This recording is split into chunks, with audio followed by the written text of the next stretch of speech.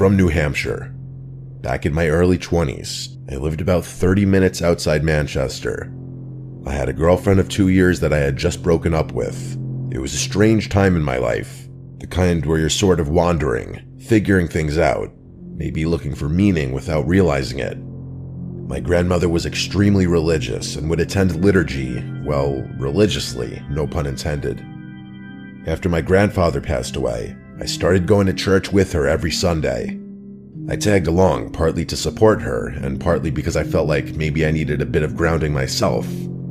My grandfather had been a decorated veteran, well known and respected in our community, and losing him left a huge hole in her life.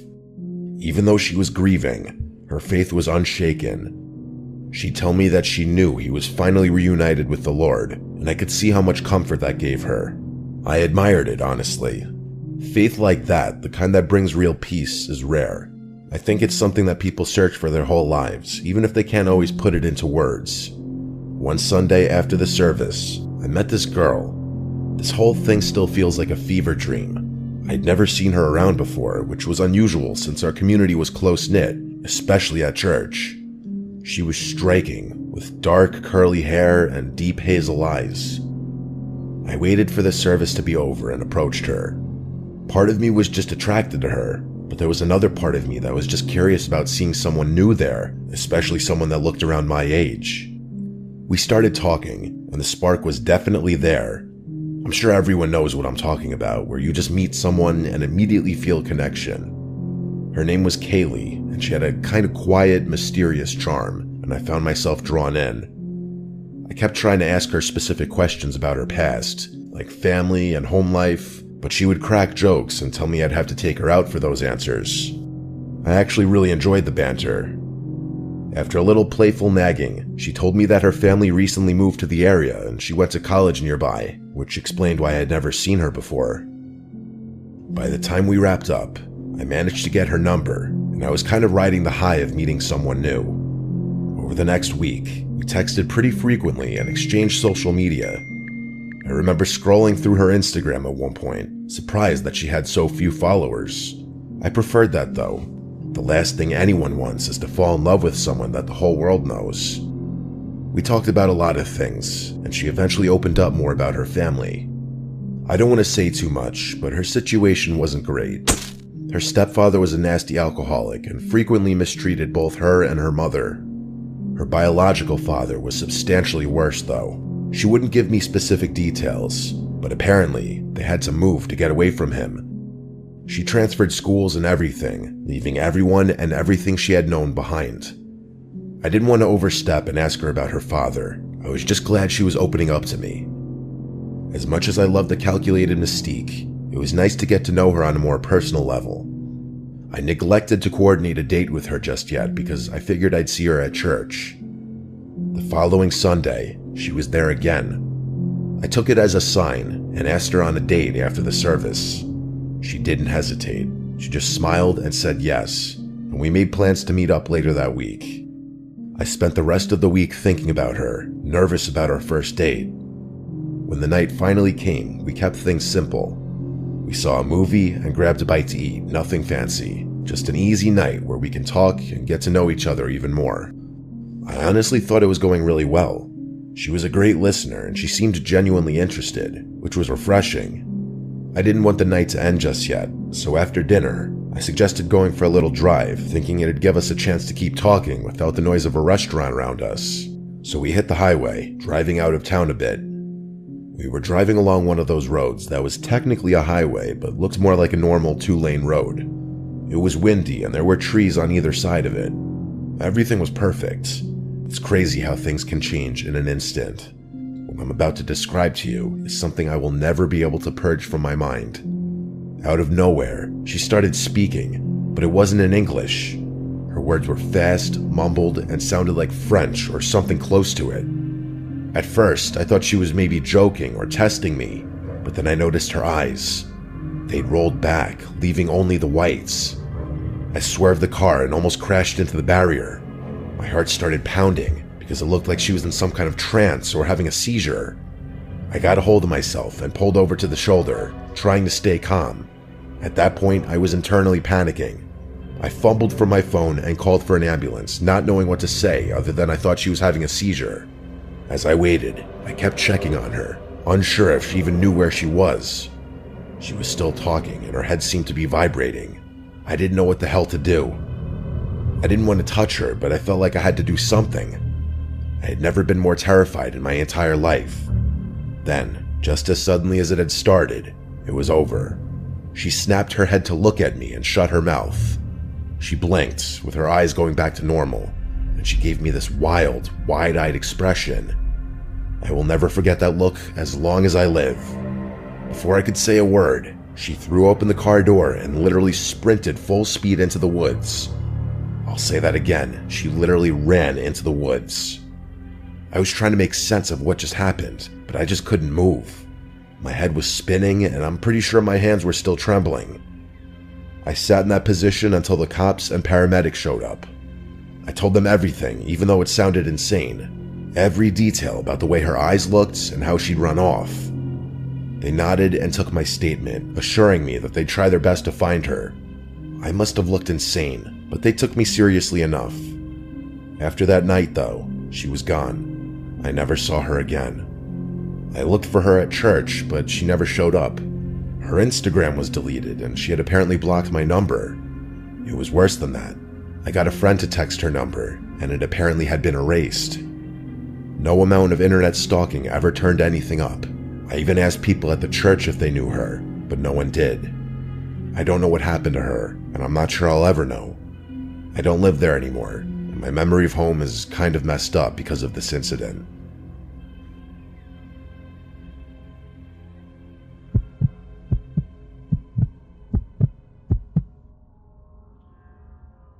My family has this beat-up 2012 Volvo that is quite literally on its last legs. I don't know what it is, but the thing refuses to quit. It's had a million problems, but still runs. The thing has a laundry list of issues. Brakes that feel soft, a temperamental engine, and half the electronics barely work. My parents are basically waiting for it to break down for good so that they'll have an excuse to get a new car. Unfortunately, I'm the one stuck driving it. In addition to the myriad of other issues it's suffering from, the windshield wipers don't work at all, so driving in the rain is a death sentence. Even a little drizzle is enough to completely obstruct the driver's view. Everyone knows Nevada is the driest state though, so rain typically isn't a concern where I live. I remember elementary school teachers always making a big deal about that fact for some reason. Anyway, this was back in the summer a couple years ago. I was on my way back from a solo trip to visit my friend Calvin a few states over, one of those friends I hadn't seen in years. I love driving, so I figured I'd make an adventure out of it, just driving alone through the stretches of the empty desert. The drive there was great. I stayed a few nights at his place, and we did a lot of drinking. It was a great time, and I was glad I made the effort. The majority of the drive back was a piece of cake, but that didn't last long. As I crossed into Nevada, a storm hit. Not just a sprinkle or some light rain, an actual thunderstorm, complete with lightning and torrents of rain. I later realized that it was one of the heaviest rainfalls we'd seen in years. I'd driven through rain before, but nothing like this. It didn't really make much of a difference. With the current state of my windshield wipers, any amount of rain would force me to pull over. So reluctantly, that's what I did. I pulled off the highway and parked a considerable distance into the desert, just in case a truck or something didn't see me. I figured I had no choice but to wait it out, maybe try to get some sleep in the car. I debated calling the police for assistance with the wipers, but money was tight and I wanted to avoid a ticket at all costs. If not the wipers, they'd definitely get me on something else. I wasn't about to ask my 65-year-old parents to drive 3.5 hours to rescue me either. So sitting and waiting was my only move. I was on my own, alone on the side of the road during a thunderstorm in the middle of the desert. Not a single car passed me for a full hour, and the storm didn't even let up a smidge. I think being alone in the desert started messing with my head, because after about another hour, I got this unsettling feeling. I'm not sure what it was, but I got this unexplainable urge to move the car. It was still pouring, so I obviously couldn't do that safely. I found myself nervously looking out each of the car's windows as if there were something out there. There obviously wasn't. All I could see was miles and miles of endless rocks and desert. The sun was just about to be setting, though, which would soon cast my surroundings in darkness. I hadn't expected the storm to persist this long, so the reality of having to spend the night out in the desert hadn't even occurred to me. I fully admit that the thought of not being able to see what was out there spooked me. I don't exactly scare easily, but I had heard enough desert stories to be understandably cautious. As if my thoughts were being read, the storm began to subside a bit.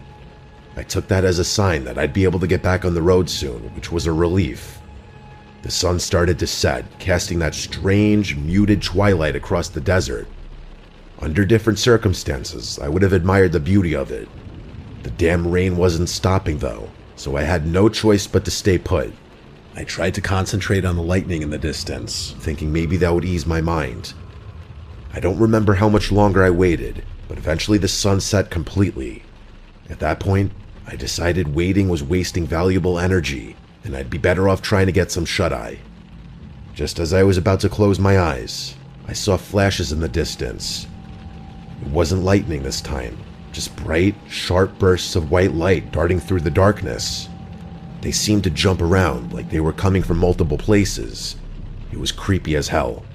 I watched them for a few more minutes before realizing that they were getting closer. They were literally approaching me.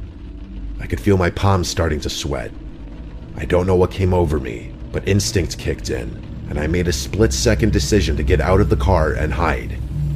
I grabbed my phone, scrambled out, and ran to hide behind the nearest rock formation. It was still raining, but I didn't care. I could feel my heart beating rapidly, and I prayed that the sound of the rain would conceal my breathing. Crouching low, I peeked around the edge, watching my car from a distance. After a few minutes, I realized what the flashes were. Flashlights.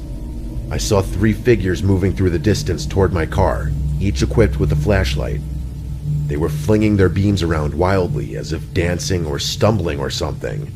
It was abnormal, I'm telling you. They circled my car, inspecting it, as if they were looking for something or someone. I'm telling you though, the way they wielded their flashlights, it was like they were on something. I squinted, trying to make out details, but it was too dark to see much. Without warning, one of them fired a gunshot at the sky. I jumped, completely caught off guard, and I bit down on my lips so hard I broke the skin. Every instinct told me to stay as still as possible, to make myself invisible behind the rocks. For what felt like forever, I stayed frozen in place, not daring to peek behind the rock. Eventually, the curiosity was unbearable. Slowly, I peered behind the rock again, and I felt my stomach drop. It was pitch black, no flashlights. I waited, not sure where those people had gone. And then, just like that, the lights were back, flickering around my car again, like they were taunting me. I knew I couldn't stay there all night. My hand shook as I pulled out my phone, fumbling to dial 911. I whispered into the phone, trying to explain what was happening, with my voice barely audible. The operator said they'd send someone, and I put the phone down, feeling both relieved and terrified. After what felt like an eternity, I finally saw the faint glow of police lights in the distance. The second the lights started flashing, the 3 figures turned and bolted, disappearing into the darkness. By the time the cop actually pulled up next to my car, they were long gone. I ran through the rain, waving my arms, grateful that I had been saved. The officer listened as I told him everything. He didn't seem particularly shocked, which somehow made all of it feel worse. He did have the courtesy of waiting out the storm with me and not towing my vehicle, which I guess I could say was a good thing. I think about this often, and I haven't done a road trip since.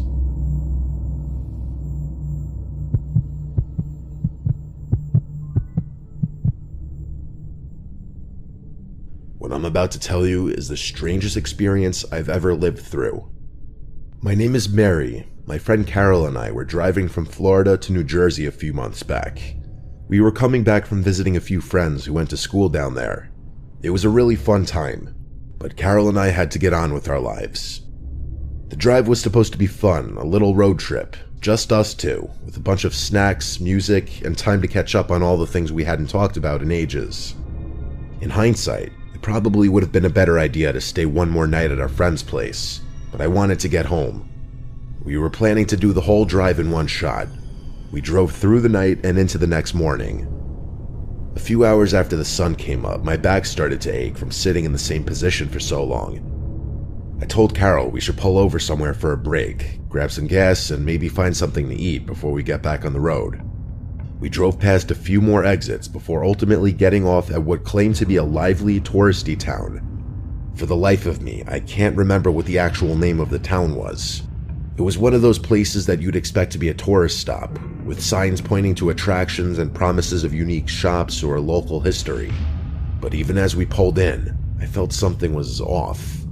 The streets were empty, and the buildings looked like they'd seen better days. A little too worn down for a place supposedly catering to visitors. It's hard to explain the feeling, but it was the kind of place where you could sense something was wrong without actually knowing what. I'm sure everyone kind of knows what I'm talking about, but you ever driven through one of those ghost towns where all the shop signs are still up but everything is clearly abandoned? Yeah, that's what it felt like. Only it was weirder, since things weren't actually abandoned, they just looked that way. It wasn't your typical haunted kind of vibe, but strange enough that it's been on my mind ever since. The first stop was the convenience store. We actually had to drive for a decent while before entering the heart of the town, or whatever you'd call it. We pulled in to stretch and grab some refreshments. The two of us headed inside. It looked pretty normal in there, actually. Carol was looking for a specific drink she wanted, but quickly grew frustrated when she realized they didn't have it. She's a bit of a drama queen, so I indulged her tantrum and agreed to go somewhere else. I still wanted to get my Gatorade though, so I walked up to the counter with it to pay. The cashier was a woman about 30 or 35 if I had to guess. She had dark brown hair and was on the taller side. Again, all very normal. The only reason I remembered her features was because she was wearing suspenders, which I wasn't used to seeing. I paid for my drink and we left. Carol pointed to another convenience store across the street, so we figured we'd give it a shot. When we walked into the second store, I literally felt my stomach drop. The cashier behind the counter looked exactly like the girl who'd been working at the first place. Same hair, same face, same height, same everything. I froze, staring at her. I could tell I was making her uncomfortable. Eventually, I asked her if she had a twin or a sister or something. She gave me a weird look, almost skeptical, and said she didn't have a twin and that she was an only child. She narrowed her eyes and told me that was a strange thing to ask, which I guess it was. I tried to explain myself, but she didn't say anything after that. I felt this weird sense of deja vu and backed out of the store, dragging Carol along with me. Carol was confused, but I explained myself and asked if she noticed the same thing. She said she didn't remember what the other cashier looked like, and that I was probably just tired from driving for so long. I knew what I saw though, and told her I'd prove it. We ran back to the first convenience store, but when we got there, the girl inside looked nothing like who I remembered seeing. She was a completely different person. She was short with light hair and looked middle-aged. There's absolutely no chance anyone could have confused her for the other cashier. She didn't even look like she was in the same age range. It was as if I'd imagined the whole thing. Carol told me to just forget about it and that I was tired, but I insisted that I wasn't imagining things. Eventually, I had no choice but to let it go. I was eager to get out of there, but we needed gas. We pulled into the first gas station we saw, which was void of people. It was completely empty, just our car, the pumps, and a small building at the back where you would pay. We were literally the only car in the entire lot. The two of us walked inside. Carol took her sweet time looking for her drink, but of course, it wasn't there either. I paid, waited for her, and we left. We couldn't have been in there for more than a few seconds. As we walked out, I again felt a weird feeling in my gut. What had not 2 seconds ago been a completely empty gas station was now packed to the brim. The place was overflowing with people. It was the strangest thing. Cars filled every single pump, and there were even some lined up as if we'd wandered into rush hour at the busiest station in the state. All the parking spots in the back lot were full too. To make matters worse, it felt like everyone was eyeing us down as we walked to our car. I don't think I've ever felt more uncomfortable by people staring at me. This time, Carol agreed that something bizarre was going on. I could tell that both of us felt the same eerie suspicion. It was like we'd left reality for a second, and when we came back, something had shifted. We decided to say screw it on the food and just find our way back to the highway. I didn't have much of an appetite at that point anyway. Back on the road, we didn't say much for a while. I wasn't scared, but I just had a bad feeling in my gut. I'm not sure how to even explain it. As we got slightly further away, Carol and I talked about how weird that had just been. As we were talking, a car passed us, a Toyota Sienna with a cracked windshield.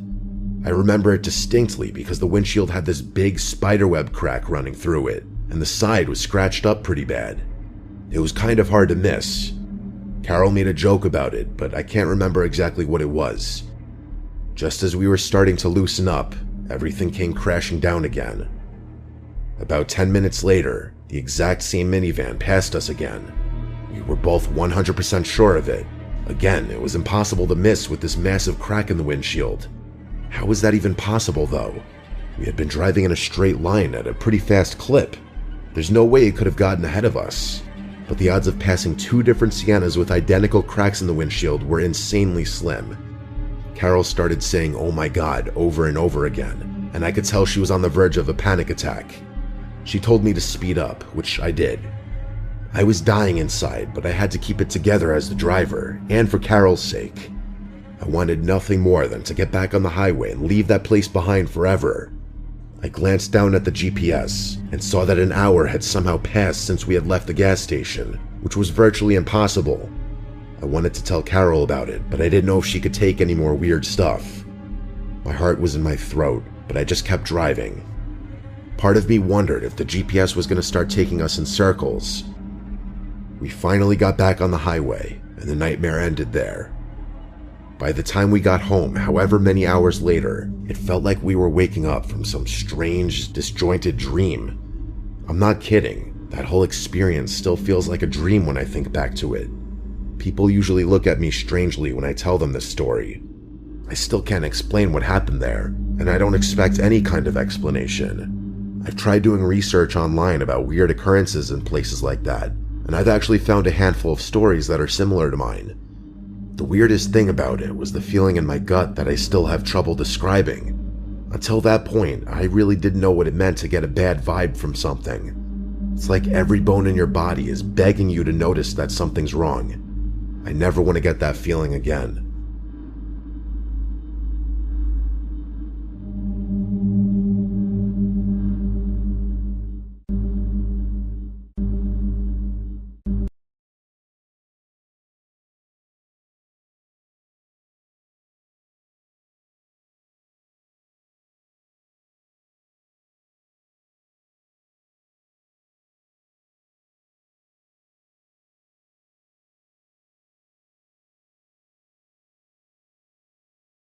Creepy classmate.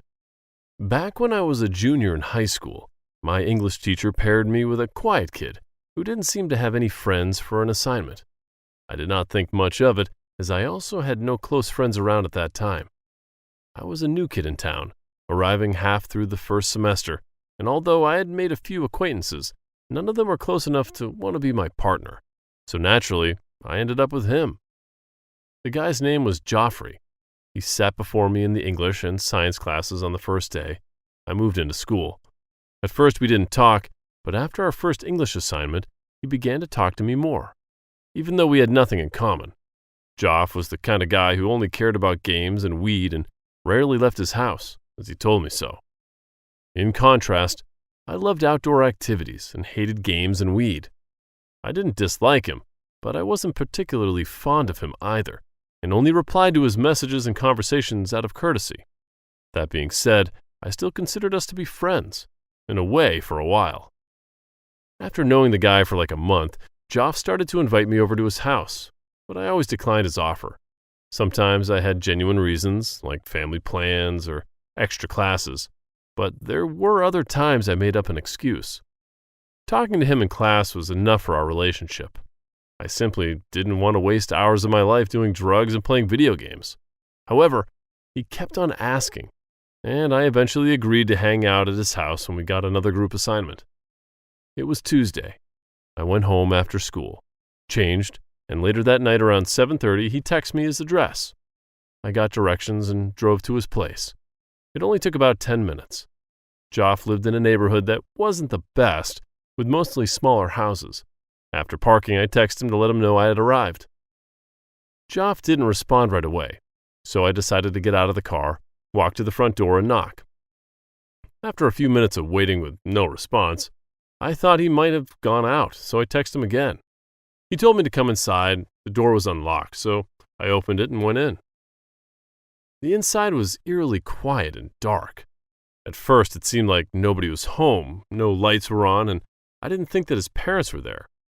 I said hello, then called out for Joff, but there was no response. I took a couple of steps further in, turning my phone's flashlight to search for the light switch. In the dim light, I noticed a partially open door leading to the basement. Then, I started to hear a noise. It sounded like a TV or maybe a video game, but I could barely hear it, and it was coming from far away.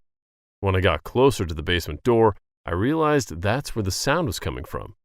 I figured Joffrey must be playing video games down in the basement because I knew that he liked to play Call of Duty. I started heading down the basement stairs. The farther down I got, the louder the noises were, and I was certain Joffrey had to be there. However, it was completely dark down the basement, and I literally could barely see anything.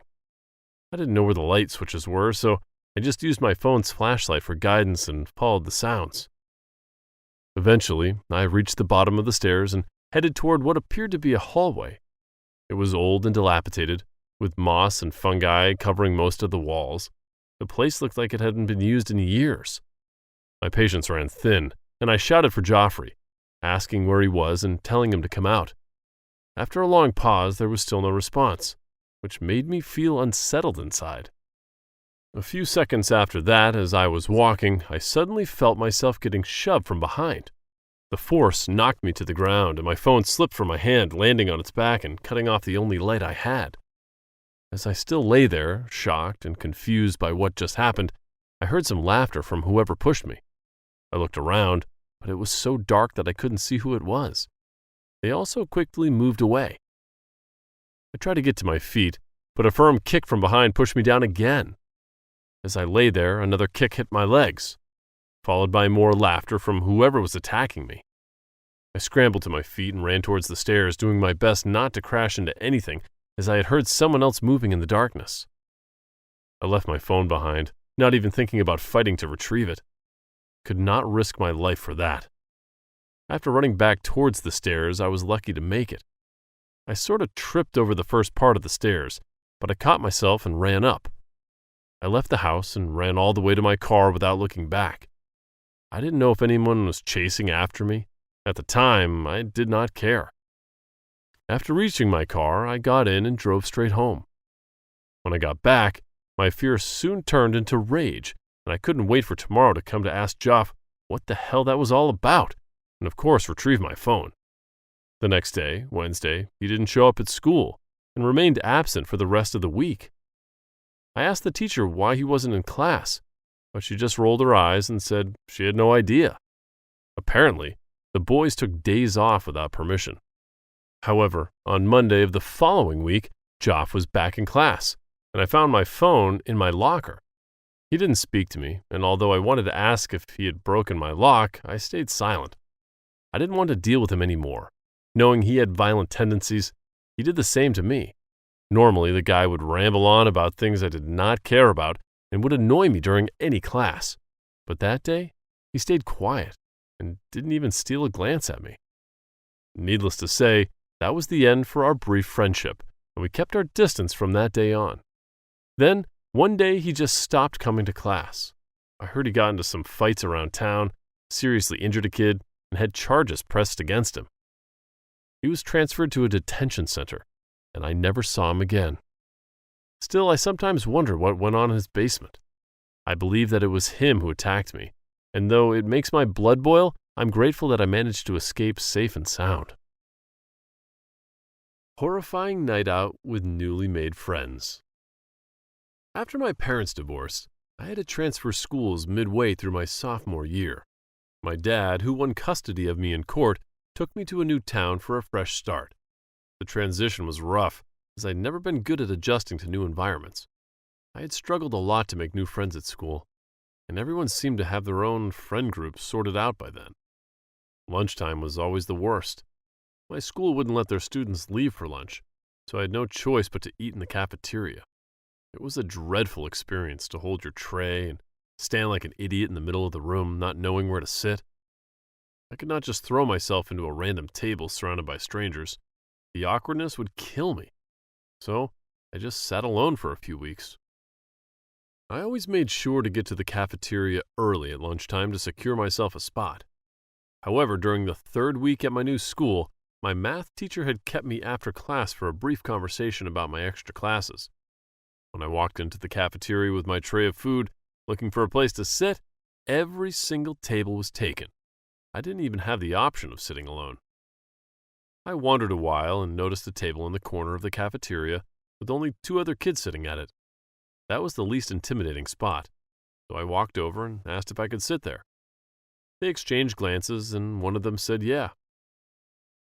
As I sat down, I noticed that both of them had a large birthmark near their left eyes. Curious, I asked if they were brothers since they looked somewhat alike, and they nodded, explaining that they were twins.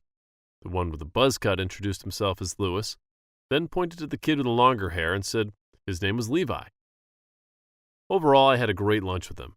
Lewis was talkative and outgoing, while Levi, though quieter, was friendly and asked a few questions about me. Afterward, they invited me to hang out after school, and honestly, I had no reason to turn them down. After school, just as I got home and dropped off my things, I received a text from Lewis saying he and his brother were planning to hang out. He told me to meet them around 9 that night and sent me the address, which was only a 10-minute walk into the woods near my house. Lewis mentioned a cool abandoned house nearby that they wanted to explore. The idea seemed intriguing, and since it was Friday night, we had the next day off of school. I agreed with them straight away. Before I left the house, Lewis texted me one more time, asking if I was still coming. I replied to confirm, and he let me know that he and his brother were waiting for me on the road leading to the house. I sent a quick emoji and began my walk down the dark street. The further I walked, the more my initial excitement faded. It suddenly hit me that I had just moved to this neighborhood. I was the new kid at school, and now I was walking into the middle of nowhere at night to hang out with 2 kids I barely knew. When I walked along the road leading to the abandoned house, I asked Lewis where they were. He replied quickly, saying they were in the woods, hanging in the front yard of the abandoned house. The guy then sent me a picture of his brother Levi sitting by a fire that was freshly built. I made my way into the woods. The road became narrower and narrower. Since it wasn't well traveled, bushes had overgrown the path.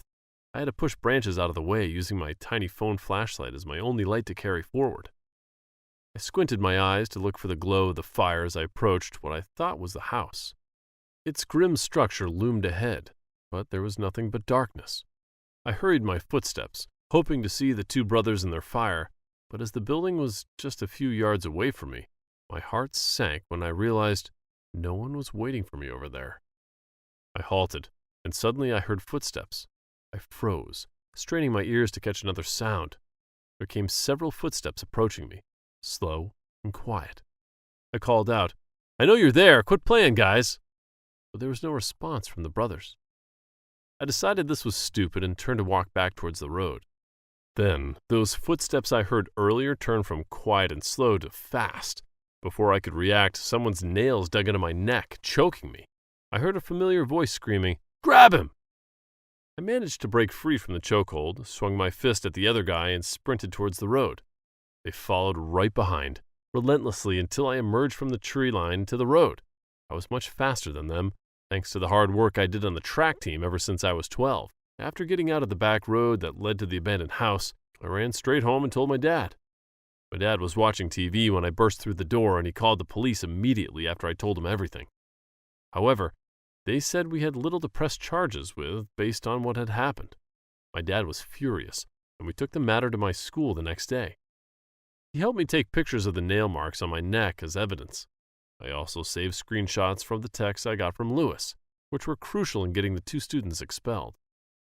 After that, my dad told me to block both of their numbers. He then asked if those kids knew where we lived, and I assured him they didn't. However, one night, about a month later, I woke up to find my window open. It was around 30 degrees outside, and I was freezing as the cold wind blew into my room. I wondered if my dad had opened it or I had forgotten to close it before bed, but that didn't make any sense. Ever since the weather turned cold, my bedroom window had always been shut. I walked over and looked down. A few feet below my bedroom window, there was a part of the house that juts out, creating a ledge, my escape route if a fire ever occurred. I stared at it, shivering at the thought that someone could have used it to climb up. I quickly shut the window and headed to my dad's bedroom. I knocked on the door and my dad opened it, still half asleep. He asked what I needed, and I asked if he had opened my window. He frowned and said, "No, what's the matter?" My voice grew more concerned as I explained that someone had opened it all the way. After thinking for a moment, he said he might have forgotten to shut the window that afternoon after fixing the broken lock. I left my dad's room and walked back to mine. As I made my way down the hall, something strange caught my eye. My door, which had been wide open when I left, was now hung ajar. Though the narrow gap, I could see that my window had been reopened. Despite the growing unease, I cautiously approached and nudged the door open a little more to peek inside. What I saw froze me. Someone was hiding behind my door. I screamed for my dad, louder than ever before. In that instant, the door slammed shut just as I called out again.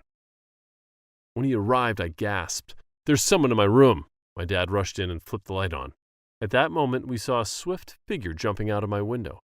My dad ran to the window to catch him, but missed, then downstairs and out the front door to try to chase them down. He came back a few minutes later out of breath, saying the man had run away. I didn't see the intruder's face, but I was certain it was one of them twins again. They must have come to take revenge after I got them expelled. My dad called the police, and they came quickly after, but again, there was little they could do. They took a report and advised us to be more cautious, but without catching the person or knowing who it was, they couldn't press charges. That night, my dad boarded up my window and made sure every entrance to the house was secure. The next morning, I blocked every trace left of Lewis and Levi from my phone, as if erasing them could remove the haunting sense of being watched. Over the next few weeks, although nothing like that happened again, I remained on edge. My dad even considered moving, but I assured him I'd be okay, and eventually I was. After a couple of months, I finally felt secure in my own home again. Looking back from now, I blame myself for agreeing too easily to meet those kids in the woods at night. I should have realized that they were trouble from the moment we met in the cafeteria and kept my distance. I was stalked by the new kid at school. I'm a 24-year-old woman, and the story happened when I was a freshman in high school. A new kid transferred into my class about 3 months into the school year. He was a skinny white guy of average height, with a face that was neither attractive nor ugly, just as ordinary as the other guys in class. Our teacher, who was a jokester, made some lighthearted jokes about his messy hair and had him introduce himself to the class. Due to anxiety, he stuttered a few times and the whole class laughed. Eventually, the teacher let him go to the last empty seat, which was next to mine. He walked over with a face as red as a tomato. As he sat down, he made eye contact with me, and I nodded, muttering hello out of courtesy. During lunch break on that day, unfortunately, my only friend Clara took a few days off, so I had to eat alone. I spotted a small empty table in the corner and went straight to it, putting my tray down. To feel less awkward, I opened the manga I hadn't finished the night before and started reading while I ate. A few minutes later, the guy who had just transferred to my class came over and asked if he could sit at the same table with me since all the other spots were already taken. I said sure and continued reading. I didn't decline because I knew how rough the first day at a new school could be, especially when you move in midway and most people have already formed their friend groups. Even so, I didn't want to be too friendly, worried it might give him the wrong impression. I thought my polite but distant demeanor had given him a clear hint, but then he put down his tray and sat right next to me, much closer than I had expected. Despite feeling uncomfortable and awkward and wanting to move away, my people-pleasing tendencies kept me sitting still, afraid that moving might come across as too hostile. He introduced himself again, saying his name was Jonathan, but that I could call him Joe for short. I nodded and told him my name as well. From that moment on, he started making small talk, beginning by asking about the manga I was reading. I gave him a brief summary, and after listening for a moment, he spent the rest of the lunch recommending other series I should read. Lunch ended at last, but I ended up stuck with Joe again when we had to pair up for an assignment. Initially, I didn't have much of a problem with it, as he still seemed like a nice guy at the time. However, after we exchanged contact information to discuss the assignment, my somewhat positive impression of him faded drastically. The first red flag was Joe's sense of humor. He joked too much, and his jokes weren't normal. They were often crude, and he had this cringe-worthy laugh every time he made one. He also cursed constantly while making dirty, vulgar jokes, which made me really uncomfortable. When I pointed this out, he said I was too soft and that it was normal for guys to talk that way. On top of it all, I only texted him for the sake of the assignment, but he acted like we were close friends who had known each other for ages. Worst of all, after we finished our assignment and I thought I could finally cut him off, Joe continued talking to me in class. Then, during lunch, he would sit next to me as if it were his usual spot. I tried to stay positive since he hadn't done anything wrong yet, but all the weird things the guy said drove me insane. Even my friend Clara, who could usually get along with almost anyone at school, couldn't stand him and said there was something off about Joe. She told me to stay away from him, saying his smile reminded her of an abusive ex-stepdad, which made her feel deeply unsettled. After school on the day Clara warned me about Joe, I walked home, texting my sister to see if she wanted to watch a movie with me since it was Friday. Just as I hit send, a message popped up from the unsaved number. Curious, I opened it. It was Joe again. His message read, "I'm right behind you." Flinched and turned around. Joe was running down the sidewalk towards me, waving. "Oh, jeez," I muttered under my breath and kept walking, not waiting for him, but as usual, he caught up with me anyway. Then he asked how far I lived from school. I just said, "Not far from here." He replied, "Same," and stepped a little closer. I moved away and he laughed the same cringy laugh he had before saying something lame about wanting to walk me home, like it wasn't safe for a girl to walk alone at this hour. It was only 4 p.m. and the sky was bright. I told him I didn't need anyone to walk me home and demanded him stop following me. He laughed again, insisting he wasn't following me, just headed in the same direction. I didn't believe him, but I had no real reason to chase him off, so I kept walking, keeping a safe distance from Joe. Luckily, the area was crowded with homes and people were passing by, which made me feel somewhat safe. Along the way, Joe kept trying to make conversation, but I barely responded. When I finally reached my house, I mumbled a faint goodbye before heading inside without looking back. As I closed the door, I heard him call out from behind me, "See you later." A few hours later, as I was getting ready to leave with my sister to watch a movie, I got a disturbing text from Joe. He said, "Your back door was left open." My parents weren't home at the time, so I got really creeped out and rushed to check the back door that led to the yard, but when I reached it, it was locked. Furious, I texted him right back telling him to stop bothering me and that he was creeping me out. He started typing a response almost immediately, but I blocked him before I could receive the message. After that, I still went out for the movie night with my sister. But the guy did not quit bothering me. He used another account to keep texting me, but I blocked and deleted everything. Then he even started calling me, so I had to mute my phone and leave it in my bag. When my sister and I came home from the theater, my parents were still not home. They must have been at Grandma's house again, and they usually were on Friday nights. I made sure to lock every door and window, then went up to my room to browse my phone. Suddenly, I heard a loud knock coming from the back door. It was strange. Who could be stopping by at this hour? It definitely wasn't my parents. They always bring their own key. I hopped up and went downstairs. Through the peephole of my back door, I found out the backyard lights were off, and no one stood on the other side. I didn't ask who might be outside. Instead, I pressed my ear against the thick wooden surface and caught the faint sound of a shoe scraping against the concrete patio. It was subtle, but unmistakable. It seemed like whoever was out there was purposely standing just out of the view from the door. This whole situation sent a shiver down my spine. I stepped back and decided to go to the bathroom to call my dad. Just as I turned, another knock echoed through the house. "Is that you, Jonathan?" I chose not to remain silent and took a wild guess. Just then, my phone started ringing again, and it was Joe. I didn't pick up and told him to go away. He then replied, "Please come outside. I just want to apologize to you properly. I didn't mean to upset you." I told him I didn't want to come out. He could apologize now or wait until Monday to meet me in person at school. In response, Joe suddenly slammed on the door, startling me.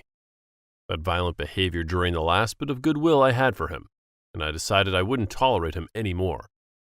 Out of fear and anger, I shouted at him, threatening to call the police, and I actually did. I turned on speaker mode for him to hear, and when the woman on the other end picked up, Joe quickly tried to defuse the situation, saying he was leaving right away so I wouldn't have to call the cops.